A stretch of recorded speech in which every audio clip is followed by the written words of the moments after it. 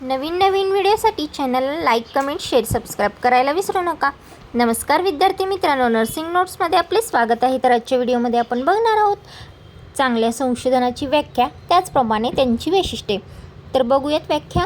एखाद्या समस्येचे शास्त्रीय, पद्धतशीर आणि वस्तुनिष्ठ मार्गाने उत्तर शोधणे, ज्यामुळे नवीन ज्ञानाची भर पडते आणि प्रॅक्टिकल जीवनात सुधारणा होते, त्याला चांगले संशोधन असे म्हणतात. वैशिष्ट्ये बघूयात. स्पष्ट उद्देश आणि उद्दिष्टे असले पाहिजे.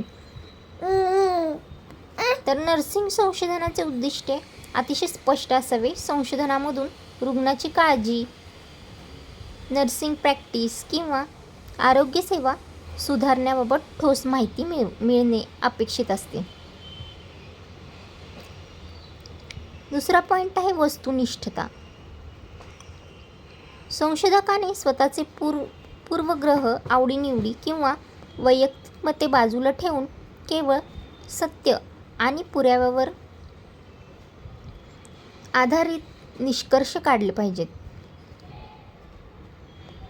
तिसरा पॉईंट आहे अनुभवजन्य पुराव्यावर आधारित. नर्सिंग संशोधन हे केवळ गृहीतकांवर न चालता प्रत्यक्ष निरीक्षणे, प्रयोगे, रुग्णाची माहिती आणि सर्वेक्षणातून मिळालेल्या वास्तवावर आधारित असावे. चौथा पॉईंट आहे विश्वासार्हता. नर्सिंगमधील संशोधनात वापरलेली साधने, उदाहरणार्थ प्रश्नावली असेल, मुलाखत, मोजमापाची उपकरणे ही विश्वासू असावी. जर तीच चाचणी पुन्हा केली तर समान निकाल मिळायला हवेत. सहावा पॉईंट आहे पद्धतशीर आणि शिस्तबद्ध प्रक्रिया.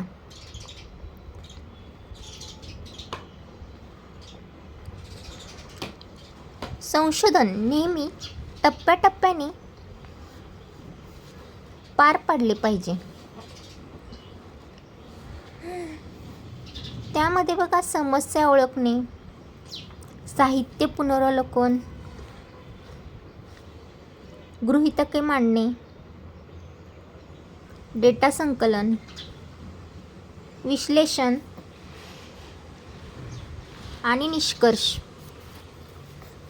या गोष्टींचा समावेश होतो.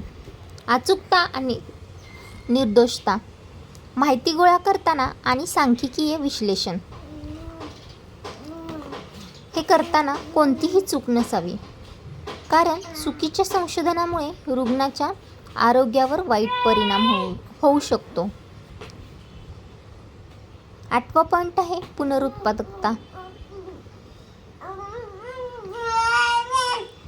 नर्सिंग संशोधनाची पद्धत एवढी स्पष्ट असावी की इतर संशोधक किंवा विद्यार्थी भविष्यात तेच संशोधन पुन्हा करून पडताळणी करू शकतील.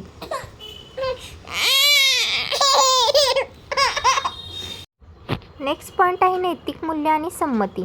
चांगल्या संशोधनातून मानवी हक्काचे पालन केले जाते. नर्सिंग संशोधनात रुग्णाची किंवा सहभागींची माहिती पूर्ण संमती घेणे, त्यांची माहिती गुप्त ठेवणे आणि त्यांना कोणताही शारीरिक, मानसिक त्रास होणार नाही याची काळजी घेणे अत्यंत गरजेचे असते. नेक्स्ट पॉईंट आहे काटकसर आणि सुलभता. उत्तम संशोधन हे एक शक्य तितके सोपे, स्पष्ट आणि कमी खर्चात, कमी वेळेत परिणामकारक ठरणारे असावेत. अनावश्यक गुंतागुंत टाळून समस्येचे साधे व प्रभावी स्पष्टीकरण देणे म्हणजेच चांगले संशोधन आराखडा होय. मूळपणा आणि नवीनता. संशोधनातून काहीतरी नवीन ज्ञान, नवीन पद्धत किंवा नवीन दृष्टिकोन समोर आला पाहिजे. केवळ जुन्याच गोष्टीची पुनरावृत्ती न करता नवीन शोधायला वाव असणे हे चांगल्या संशोधनाचे लक्षण आहे. नेक्स्ट पॉईंट बघूयात. पूर्वानुमान क्षमता. चांगले संशोधन भविष्यातील परिस्थितीचा किंवा परिणामाचा अंदाज लावण्यास सक्षम असते.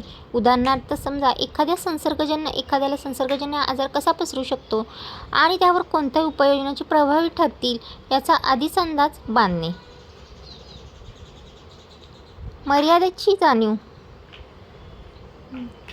14वा पॉईंट आहे मर्यादाची जाणीव. कोणतेही संशोधन 100% परिपूर्ण नसते. चांगला संशोधक आपल्या अभ्यासातील त्रुटी, वेळेची किंवा साधनाची मर्यादा स्पष्टपणे नमूद करतो, जेणेकरून पुढील संशोधकांना त्या सुधारता येतात. शेवटचा पॉईंट बघूयात, स्पष्ट आणि सोपी मांडणी. संशोधनाचा अहवाल अतिशय सोप्या, स्पष्ट आणि तांत्रिकदृष्ट्या अचूक भाषेत लिहिलेला असावा, जेणेकरून इतर परिचारिकांना, डॉक्टर आणि विद्यार्थ्यांना तो सहज समजेल. आता परीक्षेसाठी मी तुम्हाला काही टिप देणार आहे. तर JNM परीक्षेमध्ये हा प्रश्न 10 किंवा 5 गुणांसाठी विचारला जाऊ शकतो.